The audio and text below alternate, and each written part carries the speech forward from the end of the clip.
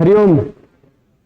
स्वागत है आप सभी का। आज के इस व्याख्यान में हम सभी लोग लघु सिद्धांत कौमुदी पढ़ रहे हैं और लघु सिद्धांत कौमुदी में हमने तिङंत प्रक्रिया शुरू की है। तिङंत प्रक्रिया को पढ़ते हुए अब तक हमने जाना भू धातु के स्थान पर, भू धातु के तुरंत बाद हमने ल प्रत्यय लगाया। ठीक, कौन सा प्रत्यय लगाया है? ल। और बहुत सारे नियम जाने थे, एक बार संक्षेप में जल्दी जल्दी बता दूं तो सबसे पहला नियम जाना था हमने कि ल जो होता है लकार, जो 10 बताए गए थे, 10 लकार बताए गए पहले, उन 10 लकारों में जो कुछ ऐसे हैं जो केवल एक लेट है जो केवल वेद में दिखाई पड़ता, बाकी 9 लोक में दिखाई पड़ते। ठीक, लोक में भी वेद में भी 9 तो ऐसे हैं जो सब में दिखाई पड़ते। ठीक, 9 ऐसे हैं जो वेद में भी दिखाई पड़ते हैं, लोक में भी दिखाई पड़ते हैं, और 5वां ऐसा है जो लेट, वह केवल वेद में दिखाई पड़ता। ठीक है, अब वह जो ल है 10 वह कर्म अर्थ में भी होते हैं, भाव अर्थ में भी होते हैं और कर्तरी अर्थ में तो होते ही हैं। तो कब अगर धातु सकर्मक है तो कर्तरी अर्थ और कर्मणी अर्थ में होगा, अगर धातु बिना कर्म का है तो भाव अर्थ में या कर्तरी अर्थ में होगा। ये बात इस सूत्र ने बताई थी। फिर उसका और विशेष बात क्या हो गई, जब सभी लकार कर्तरी अर्थ और भाव अर्थ में या कर्म अर्थ में ही होंगे तो 10 काहे बनाए, तो कई वर्तमान है लट, जो उनमें से पहला वाला है लट वो वर्तमान काल अर्थ में होगा। किस अर्थ में होगा? वर्तमान काल अर्थ में होगा। यदि किसी भी क्रिया की स्थिति हमें वर्तमान काल वाली स्थिति बतानी है तो हमें उससे कौन सा प्रत्यय लगाना है? लट। तो भू था, उसके बाद हमने क्या जोड़ा? लट। भू और लट की स्थिति तक पहुंच गए सभी लोग। अब उस लट में अटा भी तो अ और ट की संज्ञा हो जाती है, बचता है खाली ल। ठीक, उच्चारण सामर्थ्यात लस्य नेत्वम। आगे देखिएगा, आगे लस्य आएगा सूत्र, ल के स्थान पर ये तिप्तसी इत्यादि आदेश हो, ल के स्थान पर ये कर डालो, ल के स्थान पर ये कर डालो। उसी से पता चल जाता है कि ल की संज्ञा नहीं करनी, क्योंकि संज्ञा करेंगे तो उसका लोप करना पड़ेगा, जबकि उसके स्थान पर तिप इत्यादि करने को कहा जा रहा है, तो इसलिए संज्ञा करने की आवश्यकता नहीं है। भू सत्तायाम, सत्ता अर्थ में भू धातु है, कर्ता की अच्छा विवक्षा में भू और ल की ऐसी स्थिति आई। तो हमने बताया था कि तिप्तसी इत्यादि 18 प्रत्यय हैं, उन प्रत्ययों की लिस्ट यहाँ इस सूत्र में दी गई। ये 18 ल के स्थान पर होने वाले आदेश हैं। ल के स्थान पर आदेश होने वाले यह केवल 18 ही नहीं है, 4 और भी हैं, क्षत्रिय शानच कानच कसु, है ना, क्षत्रिय शानच कसु कानच ऐसा कह दीजिए। तो वो 4 और भी हैं, कुल मिलाकर 22 है। उन 22 में 22 को पहले इस सूत्र ने कहा कि परस्मय पद कहा जाता है। वो 22 के 22 कौन है? परस्मय पद है। ल के स्थान पर होने वाले जो भी आदेश है 22 वो परस्मय पद है। पर उन 22 में जो 11 हैं तंग और आन, तंग मतलब यहाँ के त से शुरू करके यहाँ के ग तक 9 प्रत्यय, और आन मतलब शानच और कानच ये 2 प्रत्यय, कुल मिलाकर 11 प्रत्यय आत्मनेय पद है।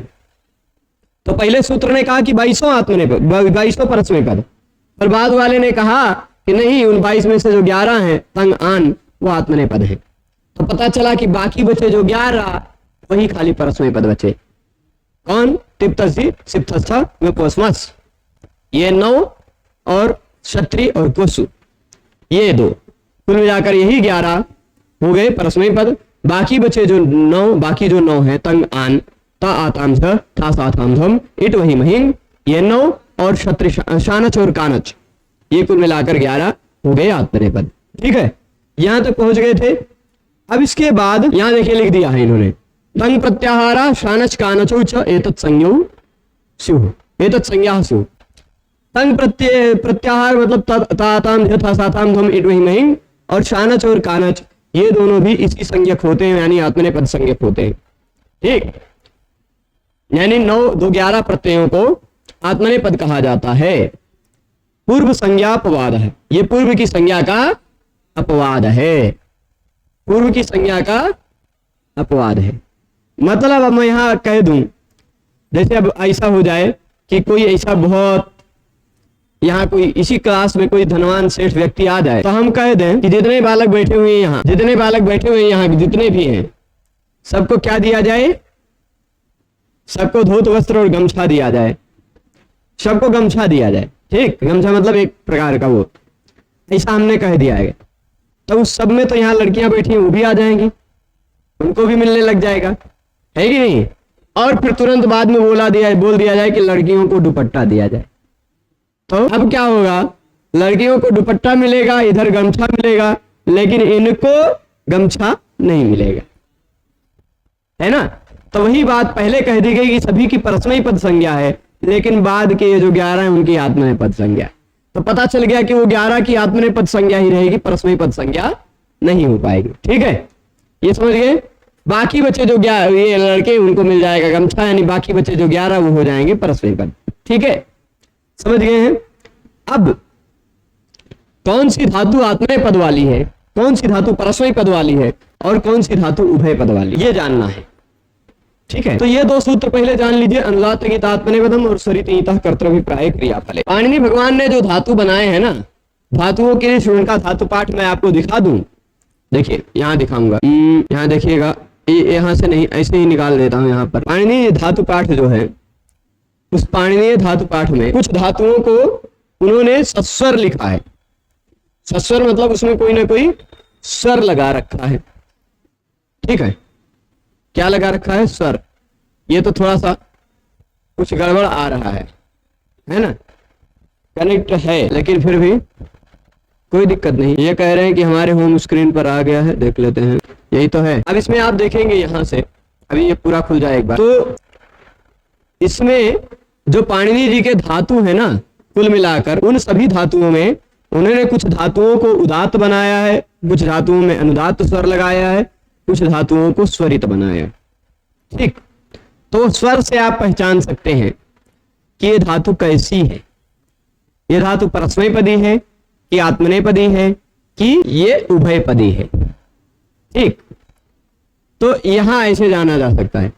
ये देखिए, स्वर सहित इन्होंने नहीं लगाया है, पर पाणिनि जी का जो धातु पाठ है ना, वहां एधो वृद्धो ऐसा जो दिखाई पड़ेगा ना, उस एधो वृद्धो ये भू सकता है, इसमें एध के नीचे ऐसे चिन्ह लगा हुआ मिलेगा आपको। ठीक, पाणिनि धातु पाठ सस्वर आप देखेंगे तो उसमें ऐसा चिन्ह लिखेगा। ये नीचे जो अंडरलाइन का चिन्ह टाइप बना रहेगा, ये अनुदात्त का चिन्ह है। अनुदात्त जितने भी हैं धातुएं, वो सभी अनुदात्त धातुएं आत्मनेपद में ही प्रयुक्त होंगी। अनुदात्त जितनी भी धातुएं उनका प्रयोग कहां होगा? आत्मनेपद में ही प्रयोग होगा।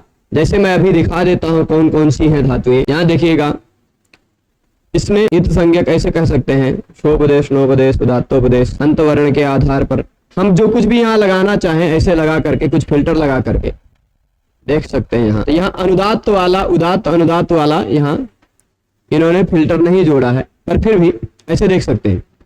अनुदात्त के साथ साथ इन्होंने क्या रखा है? गीत, ग की संज्ञा वाले धातु कितने हैं? 55 धातु हैं कुल मिलाकर गीत। ये देख लीजिए, जिसमें ग की संज्ञा हो, उन धातुओं की पूरी लिस्ट आ गई यहाँ। देख लीजिए कौन कौन? स्मिंग, गुंग, गांग, उंग, पुंग, ऐसे कुछ कुछ धातुएं, खुंग, गुंग, है ना, फुंग, डुंग, गुंग, चुंग, जुंग, छुंग, ऐसे धातु है, प्रुंग, प्लुंग। ये सारी धातुएं हैं जिसमें ग की संज्ञा होती है। ठीक, ग की संज्ञा वाली जितनी भी धातुएं हैं और अनुदात्त जो धातुएं हैं, वो सारी धातुएं आत्मनेपद में ही प्रयुक्त होती हैं। अब इसमें से कोई भी धातु देख लीजिएगा ना, तो च्यू ये धातु देखेंगे तो इसके रूप आप देखिए कैसा आत्मनेपद में मिलेगा? च्यवते, च्यवेते, च्यवंते। ठीक, कोई भी धातु। तो इसलिए इसमें और पैसे चलेंगे। अब कुछ धातु ऐसी होती हैं, कुछ धातुएं कैसी होती हैं, यहां देखिएगा, जो अनुदात्त और गीत से भिन्न होती है। यानी कुछ धातुओं को स्वरित रखा जाता है, अनुदात्त नहीं रखते। धातु के ऊपर ऐसे खड़ी रेखा का चिन्ह बना देते हैं पाणिनि जी। ठीक, अथवा स्वरित के साथ साथ वह उस धातु को क्या बना देते हैं? गीत बना देते हैं। कुल 45 धातुएं इस तरह की हैं। ये गीत धातुएं 45 और उसमें स्वरित वाली धातुएं भी मिला दी जाए तो ये सारी धातुएं उभयपदी होती हैं। कैसी होती है? यानी इनका दोनों पदों में प्रयोग किया जा सकता है। अब इसमें आप देख लीजिए, श्रीय, ध्रीय, य की संज्ञा दिखाई पड़ रही, ह्रीय, ध्रीय, णीय। ठीक, वेय, व्यय, ऊर्णुय, स्तुय, अब देखिए स्तु ये धातु है, इसी का हम खोज के दिखा देते हैं, तो दोनों पद में इसका प्रयोग दिखाई पड़ेगा। आप देखिए स्तवीत स्तौति ऐसा भी रहेगा, स्तुति स्तुति ऐसा भी रहेगा। ठीक है, तो इसका ये हो गया बात इसका सामान्यतः प्रयोग के आधार पर। अब फिर से हम पुस्तक में आ जाते हैं। यहां पर वो दिखा रहे थे कि जो धातु, जिन धातु को भगवान पाणिनि ने अनुदात्त स्वर लगा करके भेजा है, यही पहचान है आत्मनेपद वाली है कि परस्मय पद वाली है। उसका पहचान यही है कि यदि उसमें अनुदात्त लगी हुई है या ग की संज्ञा हुई है, शींग, भुंग, कुंभ इत्यादि बहुत सारी धातु बताई गई ना अभी, वो सारी धातुएं आत्मनेपद में ही प्रयुक्त होती हैं। ठीक है, अनुदात्तेतो ङितश्च, यानी अनुदात्त की संज्ञा जिसमें हुई हो या ग की संज्ञा हुई हो जिसमें, ऐसी धातु आत्मनेपद में प्रयुक्त होती है। ठीक, ऐसी धातु का प्रयोग कहां होता है? आत्मनेपद में। परस्मय पद में उसका प्रयोग नहीं कर सकते। भू धातु अनुदात्त की संज्ञा नहीं होती, भू धातु में किसी की संज्ञा नहीं होती, वैसे भू का भू बचा रह जाता है। तो ना तो अनुदात्त है ना तो ङित है, यानी भू धातु इस सूत्र से आत्मनेपद नहीं हो पाए। हम अभी बात भू की ही कर रहे हैं। यदि ये देख लीजिए ऐसा धातु होता, ये धातु है ऐसा एध, इसमें जो अ है वह अनुदात्त है और अनुनासिक है, उपदेशज अनुनासिक इत से इसके आ की उपसंज्ञा होती, तो इत संज्ञा होती तो यह एध बन जाता, और यह एध धातु अनुदात्त की इत संज्ञा वाला बन गया, इसलिए अनुदात्त ङित आत्मनेपदम से यह आत्मनेपद में ही चलेगा। इसका रूप एधते, एधेते, एधन्ते। बाध धातु इसी तरह का, बाधते, बाधेते, बाधन्ते, स्पर्धते, स्पर्धेते, स्पर्धन्ते, ऐसे सब धातु हैं। ठीक है, तो ये जो है ये आत्मनेपद में ही रहेगी। ग की संज्ञा वाला जैसे एक धातु है ये प्रसिद्ध शींग, ग की संज्ञा हो गई तो ये भी आत्मनेपद में ही रहेगा। इसका रूप शेते, शयाते, शेरते, आत्मनेपद। ठीक है, तो ये समझ गए। अब फिर इसके बाद अगला सूत्र बता रहे स्वरित यतः कर्तृभिप्राये क्रियाफले। स्वरित यतः कर्तृभिप्राये क्रियाफले का मतलब होता है जो धातु स्वरित बनाई है पाणिनि भगवान ने, स्वरित की संज्ञा जिसमें दिखाई है अथवा य की संज्ञा दिखाई है, स्वरित की संज्ञा दिखाई है अथवा य की संज्ञा दिखाई है जिसमें, वो सारी धातुएं भी आत्मनेपद में होंगी। आपको कैसे पता चला कि आत्मनेपद में होंगी? क्योंकि आप अष्टाध्यायी में जब देखेंगे तो अष्टाध्यायी में ये जो 1, 3, 12 नंबर सूत्र है उदात्त ङित आत्मनेपदम निकालिएगा। उस 12 नंबर सूत्र की अनुवृत्ति देखिएगा, लिखा होगा 77 नंबर सूत्र तक जा रही है। ठीक, जा रही है कि नहीं? और उसमें आत्मनेपद शब्द ही थोड़ा मोटे अक्षरों में लिखा होगा, अनुदात्त ङित मोटे अक्षर में नहीं लिखा होगा। यानी अब 1, 3, 12 नंबर सूत्र के बाद से 1, 3, 77 नंबर सूत्र के बीच के जितने भी सूत्र हैं वो सारे के सारे सूत्र आत्मनेपद करने वाले हैं। तो ये भी उसी के बीच का सूत्र है, 77 से पहले का ही है, यानी ये भी सूत्र आत्मनेपद कर रहा है। एक दृष्टि से देखा जाए तो आत्मनेपद कर रहा है, पर एक दृष्टि से देखने पर यह उभय पद कर रहा है। अब आप कहेंगे कैसे आत्मनेपद कर रहा है, कैसे उभय पद कर रहा है? तो बता रहे हैं कि धातु यदि स्वरित है अथवा य की संज्ञा वाली है, स्वरित है अथवा य की संज्ञा वाली है, तो उस धातु को हमें देखना है, उस धातु से जो क्रिया हो रही है ना, उस क्रिया का फल यदि कर्ता को ही मिल रहा है तो वह आत्मनेपद में होगा। क्रिया का फल यदि कर्ता को ही मिल रहा है तो वह आत्मनेपद में होगा। ठीक है, अब जैसे मैं आपको उदाहरण देता हूं, क्री धातु है। कौन सी धातु? क्री धातु में मूलतः आपने जाना होगा क्री नहीं है, डुक्रिय है ना। आदि ईटु डवा से डू चला जाता है और हलंतम से यहाँ की संज्ञा हो जाती है, यानी यह ईत धातु। ईत धातु में यदि इस क्री धातु की क्रिया का फल केवल कर्ता को मिले, जैसे मैं अध्यापन करता हूं, मैं पढ़ाता हूं, तो मेरे इस अध्यापन क्रिया का फल क्या केवल मुझे मिल रहा है? यदि इस क्रिया का फल केवल मुझे मिल रहा हो, कर्तृभिप्रायक क्रियाफल हो, तो ही इसका आत्मनेपद में प्रयोग किया जाएगा, अन्यथा परस्मैपद पद में प्रयोग किया जाए। आत्मनेपद मतलब अपने आप को ही फल मिल रहा हो तो आत्मनेपद, अगर किसी दूसरे को फल मिल रहा हो तो परस्मैपद। यह बात परस्मैपद आत्मनेपद की परिभाषा तभी घटित हो रही है जब धातु उभयपदी हो। तब धातु उभयपदी हो तो आपको देखना है कि क्रिया का फल कर्ता को मिल रहा है अथवा क्रिया का फल कर्ता के सिवाय किसी दूसरे को मिल रहा है। ठीक,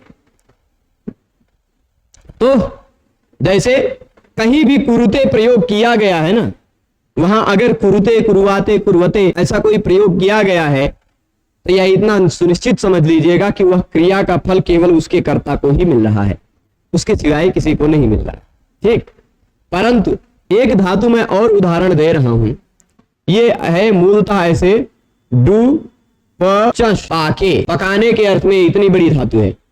इसमें डू पचश है, डू की आदि रेटु डबा से इत संज्ञा होती है, श की हलंतिम से इत संज्ञा हो जाती है, और यह जो च के ऊपर आ लगा हुआ अनुनासिक आ, ये स्वरित है। कैसा है? स्वरित का चिन्ह भी इसीलिए हमने खड़ा वाला चिन्ह लगा दिया है, वेदों में लगता है, खाली लोक में नहीं लगता है।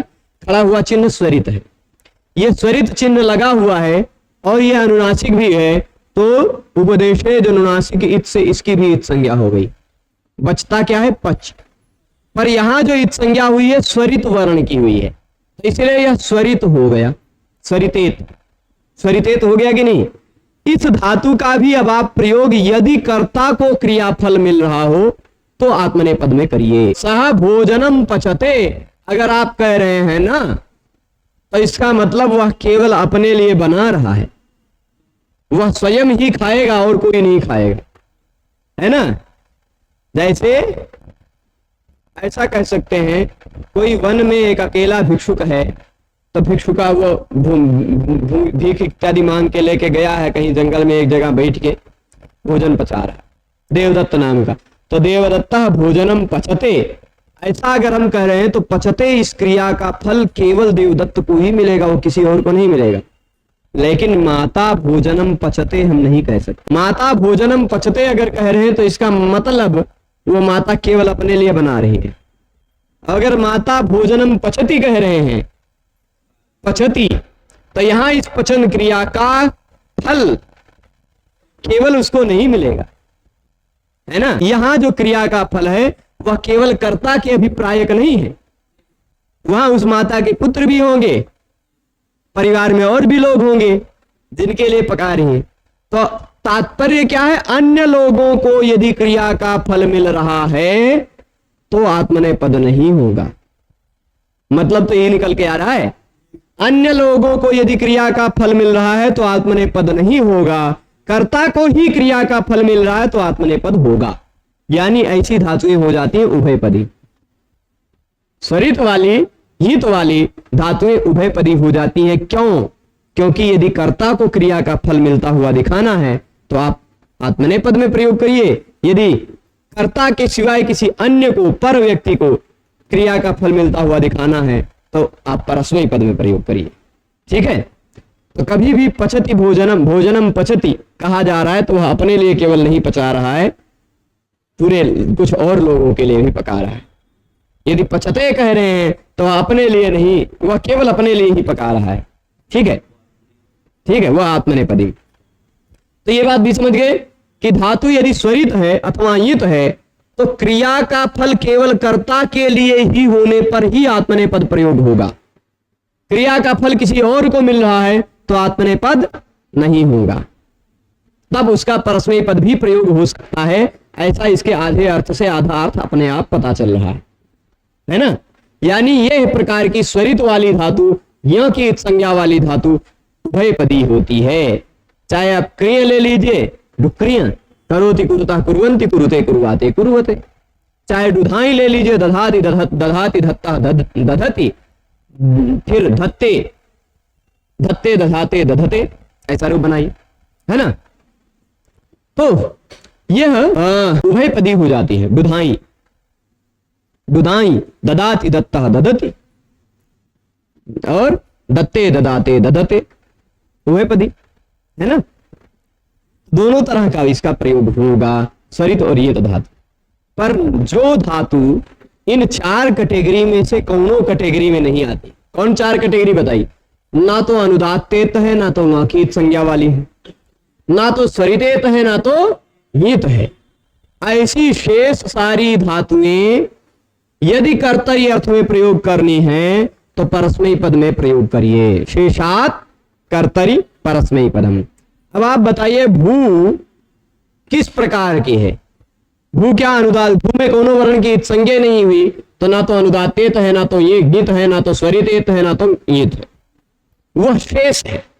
ठीक, वह शेष प्रकार की है। इसलिए शेष प्रकार की जो धातुएं हैं उनसे कर्तरी अर्थ में परस्मयी पद वाला प्रत्यय लगता है, ये तात्पर्य हुआ।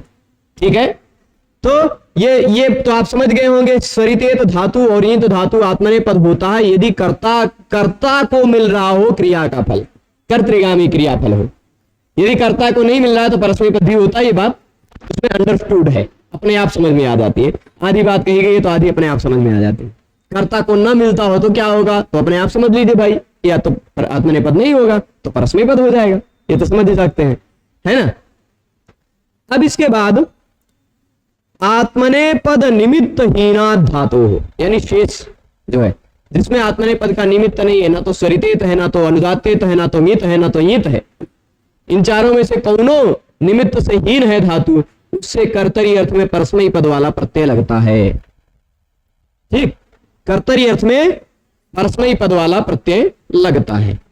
तो अब आपको पता चला कि भू धातु ऐसी धातु है जिससे आप ला के स्थान पर आदेश करना है तो परस्मयी पद वाला ही आदेश कर सकते हैं। तिप्तसी शिक्षस्थ निर्वस्वच कर सकते हैं, या क्षत्रि कर सकते हैं, या पशु कर सकते हैं। ठीक है, इतना ही कर सकते हैं। 11 तंग और आन नहीं कर सकते हैं। ये बात समझ गए। अब आप अभी तक ऊपर जो 18 प्रत्यय पढ़े थे जिनको मैंने शॉर्टकट में बताया था कि तिंग कहा जाता है। क्या कहा जाता है? जिन प्रत्ययों को तिंग प्रत्यय कहा जाता है वो तिंग प्रत्ययों में 3-3 कितने 3-3 को क्रमशः प्रथम, मध्यम और उत्तम कहा जाता है। क्या कहा जाता है? 3-3 को। अब चलिए लिख देते हैं इसको, हम यहां पर एक बना लेते हैं। तिंगस् त्रीणि त्रीणि प्रथम मध्यमोत्तमा, ये सूत्र अपने आप समझ जाएंगे आप। यहां देखिएगा तिंग प्रत्यय है कौन कौन से?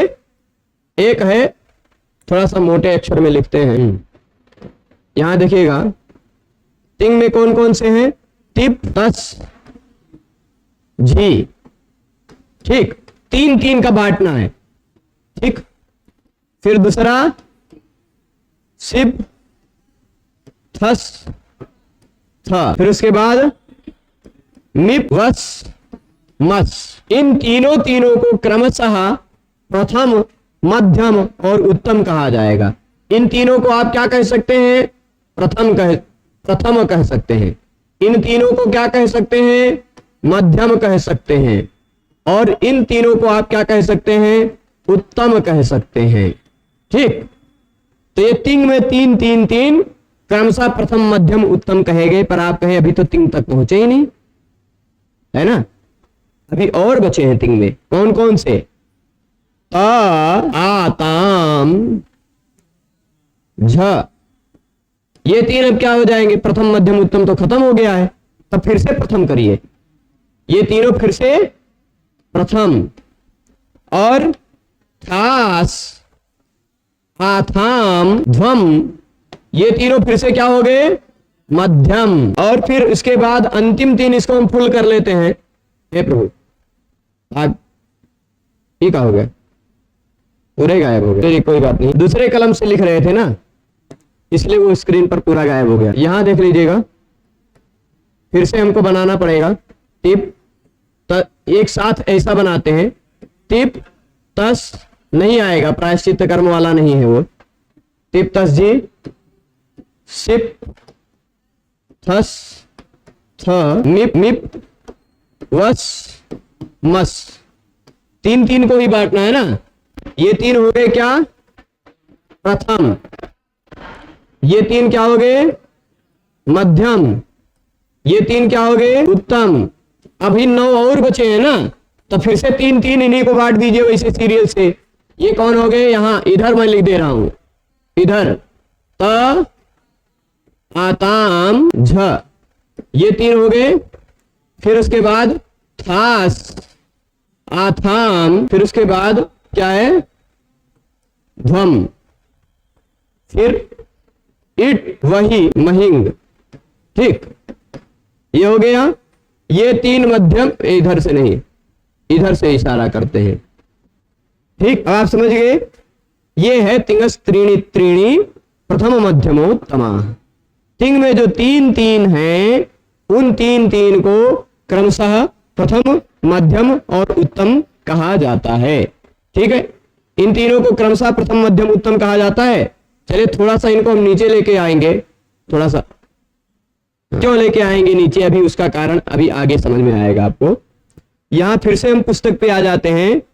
इस सूत्र का अर्थ आप अपने आप समझ गए हैं। आप ठीक, यही कहा गया हेलो प्रभु, अच्छा क्लोज कर दिया था मैं पूरा। तो तिंगस त्रीणि त्रीणि प्रथम मध्यमोत्तमा समझ गए हैं। तिंग में जो 3 3 है क्रमशः उनको प्रथम मध्यम उत्तम कहा जाता है। वही बात यहां लिखा हो गया, तिंग उभयोः पदयोः, तिंग में दोनों पदों में त्रिका त्रिका क्रमादेतत् संज्ञासु, तीनों क्रमशः ऐसे कहे जाते हैं। ठीक, अब तानी वो जो 3 3 है ना, उन तीनों को क्रमशः एक वचन द्विवचन और बहुवचन कहा जाता है। एक शाह मतलब एक सीरियल से उसको क्रमशः एक वचन द्विवचन और बहुवचन भी कहा जाता है। मैं यहां फिर से आ जाता हूं और देख लीजिए, इन तीनों को क्रमशः क्या कहा जाएगा। इसको आप एक वचन कह सकते हैं, एक वचन खाली एक लिख देने से आप समझ जाइएगा।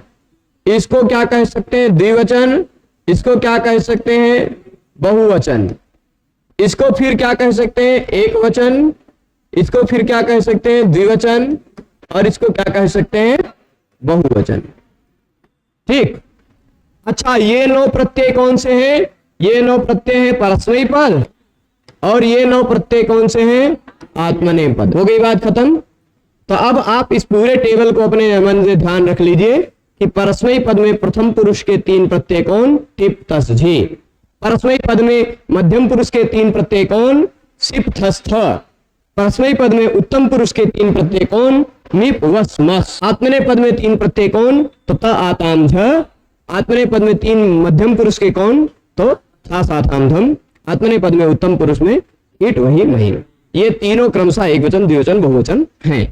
ठीक है, ये बात समझ गए। तान्येक वचन द्विवचन बहुवचनान्यनेकसा वचनान्येकसा, एक सा मतलब एक सीरियल से ऐसे बनते जाएंगे। तो लब्ध प्रथमादि संज्ञानी, जिनको प्रथम इत्यादि संज्ञा मिल गई, प्रथम मध्यम उत्तम, ये 3 प्रत्येक एक वचन इत्यादि संज्ञक होते हैं। एक वचन द्विवचन बहुवचन इत्यादि संज्ञक होते हैं। अब आपको पता चल गया कि ये 3 प्रथम है, ये 3 मध्यम है, ये 3 उत्तम है। अब आपको ये कैसे पता चले हमको कहां प्रथम लगाना है, कहां मध्यम लगाना है, कहां उत्तम लगाना है, कैसे पता चले?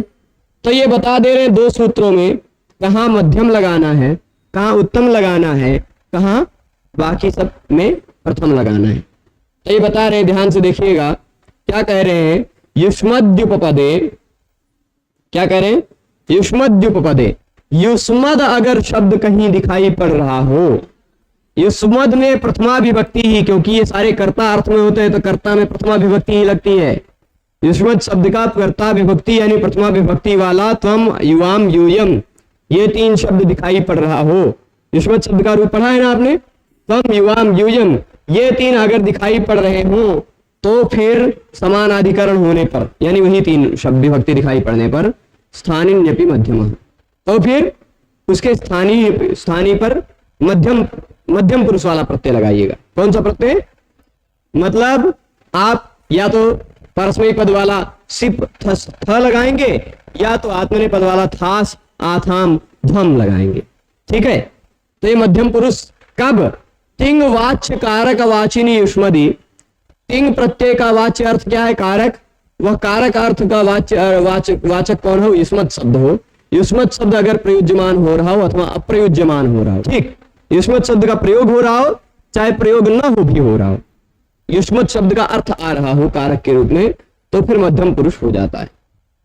ठीक है, स्थानीन्यपि और जब उसका स्थान ना हो तो ही।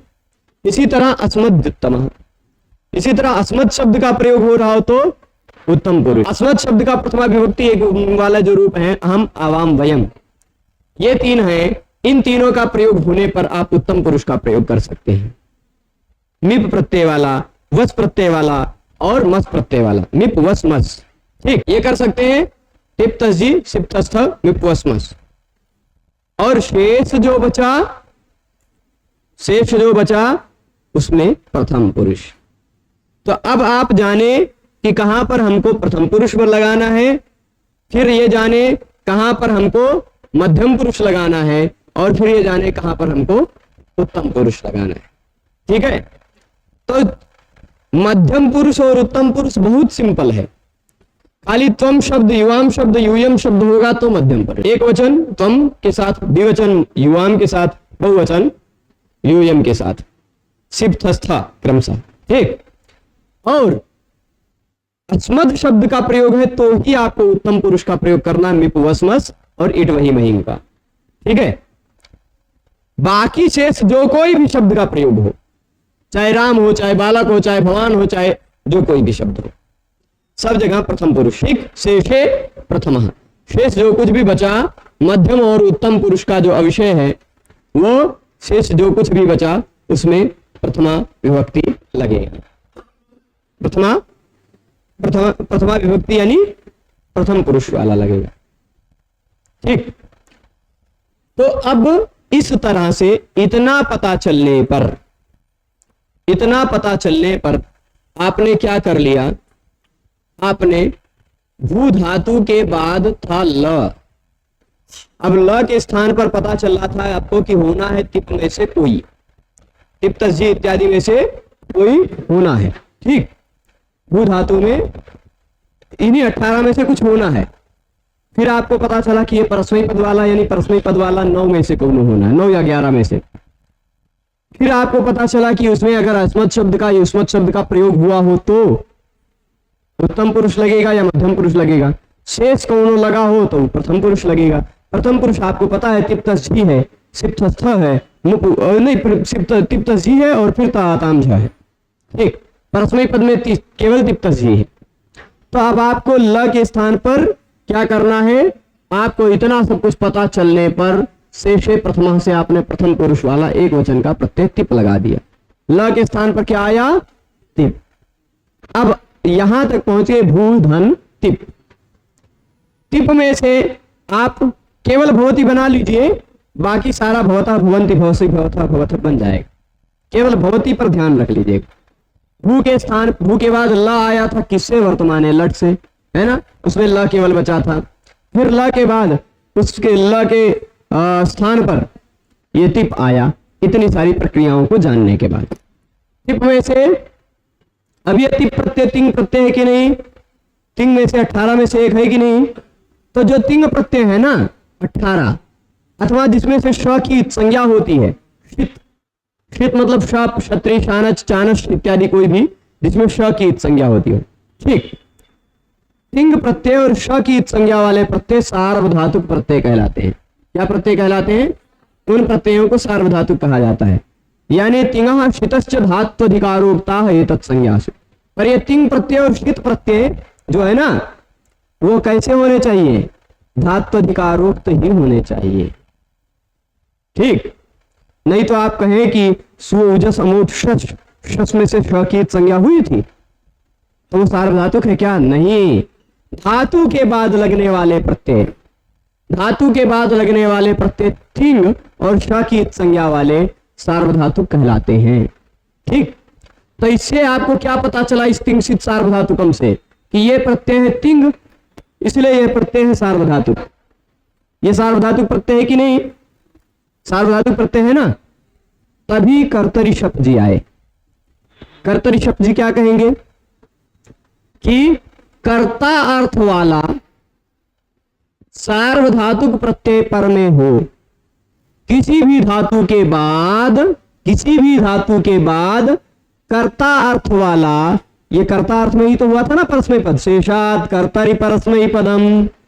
किसी भी धातु के बाद कर्ता अर्थ वाला कोई प्रत्यय हो और वह प्रत्यय सार्वधातुक प्रत्यय हो, कर्तार्थ वाला भी होना चाहिए, सार्वधातुक भी होना चाहिए, तो उस धातु के ऐसा परे रहने पर धातु के बाद शप हो जाया करता।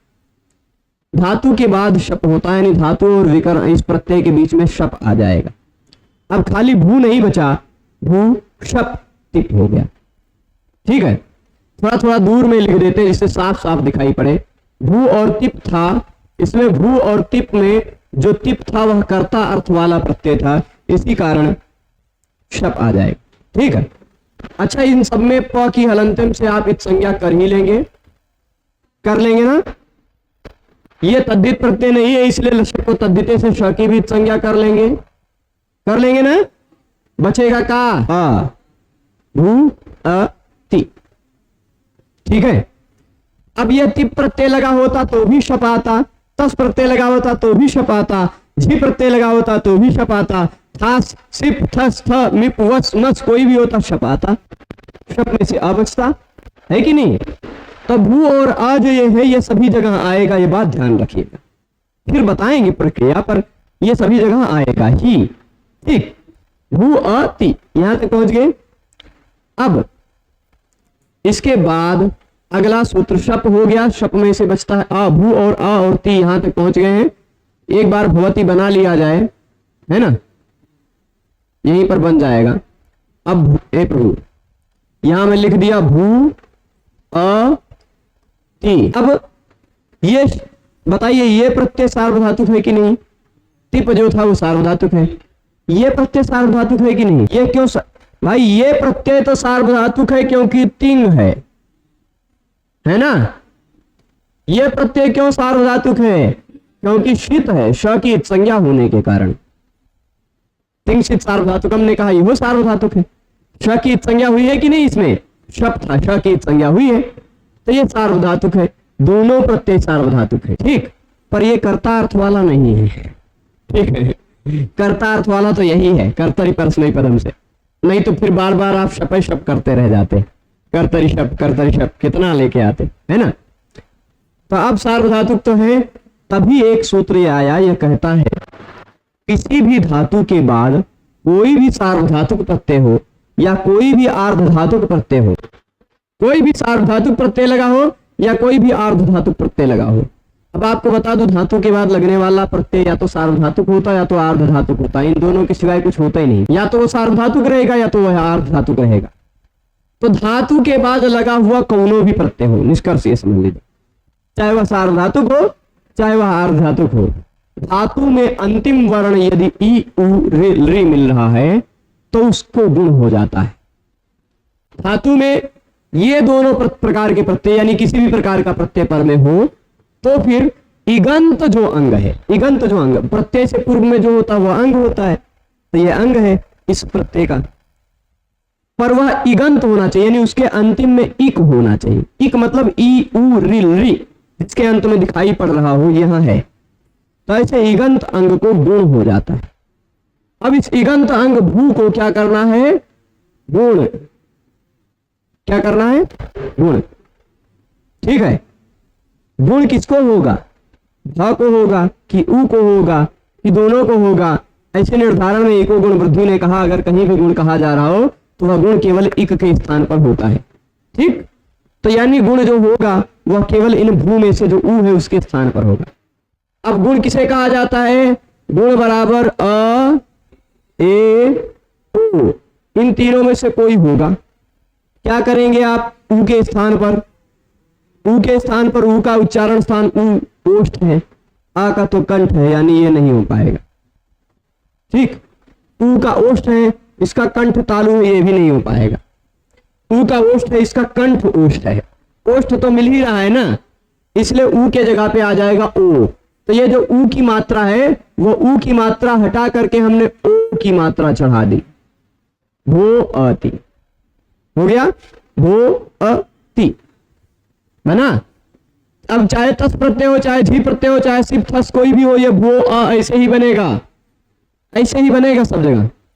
ठीक, और फिर भो अति, इस भो और अ को एचो यवायावह से आप क्या कर देंगे, पढ़े ही हैं, भ बचा आधा, उसमें अव का अ जुड़ा पूरा हो गया, व है ना आधा, उसमें ये वाला अ जुड़ा हो पूरा हो गया, और ती बन गया भवती। ए छो ये वाया वहां लगाया आपने, बन गया भवती। अब आप देखिए ये भू अ सब जगह रहेगा, है कि नहीं? शप आएगा सभी जगह, सार्वधातुक होने के कारण शप का आ सभी जगह बचेगा, भू को भो सभी जगह होगा, भो को क्या हो जाएगा, एचो ये वायावा से भव सभी जगह होगा, उसमें आ जुड़कर ये भव पूरी जगह सभी जगह बनेगा, खाली प्रत्यय बदलना है। टिप था तो भवती, तस था तो स की जगह पे विसर्ग करके भवतः, है ना। झी था तो खाली एक नया नियम लगेगा, झी में क्या है, झ ई, इस झ के जगह पे आ जाएगा झोंता से अंत, ई जोड़कर बन जाएगा अंति, भव अंति भवंती। ठीक, झोंता एक नियम आगे पढ़ेंगे, कल बताएंगे। भव सिप, जैसे भवतिप का भवती, वैसे भवसिप होगा तो भवसी। थस, देखिए यहां थस रहेगा, विसर्ग कर लीजिएगा स को, भवथः। खाली था प्रत्यय था तो भवथ। ठीक, मिप प्रत्यय रहेगा तो भव मी। यहां मिप प्रत्यय का पहला वर्ण यय है। यय मतलब ये देखिएगा, प्रत्यय का पहला वर्ण य, व, र, ल, य, म, ङ, ण, ठीक, न, झ, भ, इनमें से कोई भी हो। टिप्तम किसी का नहीं था, है कि नहीं? यय। पर मिप का भी पहला अक्षर यय है, वस का भी है, मस का भी है, तो यानी मिप वस मस में ये अतो दीर्घो यही लग जाएगा। कहेगा प्रत्यय का पहला वर्ण यय हो तो उससे पूर्व में आने वाले अ को दीर्घ हो जाता है, तो भवामी, भवावह, भवामह। वस का वह बनाइएगा, मस का मह बनाइएगा, भवावह भवामह। इसको और विस्तार से एक बार फिर कल बताएंगे। एक बार आप लोग अपने तरह से अभ्यास करके एक बार कॉपी में बनाने का प्रयास कीजिएगा, और इसको और विस्तार से कल एक बार देख लिया जाएगा। और खाली यही नहीं देखा जाएगा, इसी के साथ और कुछ धातुओं को एक साथ कसौटी पर कस लिया जाएगा कि क्या सब में ऐसे ही बनता है, ये देख लिया जाएगा। ठीक है, चलिए। कर्तरी शब्द कुछ नहीं है, देखिए धातु है, उस धातु के बाद कोई प्रत्यय ऐसा हो जो कर्ता अर्थ वाला हो। किसी भी धातु के बाद कोई भी प्रत्यय ऐसा लगा हुआ हो जिस प्रत्यय का अर्थ कर्ता हो, तो उस धातु के बाद आपको शप जोड़ देना है, बस यही मतलब। ठीक है, क्या लिखा कि कर्ता अर्थ वाला कोई सार्वधातुक प्रत्यय हो, ये धातु है, उसके बाद लगा हुआ कर्ता अर्थ वाला कोई सार्वधातुक प्रत्यय है कि नहीं? कर्ता अर्थ भी है इस टिप का, क्योंकि इसके साथ कर्तरी परस्मय पदम से लगा है। परस्मय पद का प्रत्यय कर्तरी अर्थ में होता है। कर्ता अर्थ का कोई परस्मय पद प्रत्यय, कर्ता अर्थ का कोई प्रत्यय हो, सार्वधातुक वह प्रत्यय हो, तो उससे पहले आ जाता है शब्द, बस शब्द का अ बचता है। अब ये कोई भी धातु हो, सब में अगर परस्मय पद प्रत्यय लगा, आत्मनेय पद प्रत्यय लगा, तो ये आएगा ही। ठीक, इतनी बात स्पष्ट है, तो यहीं पर रोकेंगे, इसको पचाने का प्रयास कीजिएगा, इसको और विस्तार से कल जानेंगे। आज ही रोकते हैं, सभी को बहुत बहुत धन्यवाद। नमो नमः।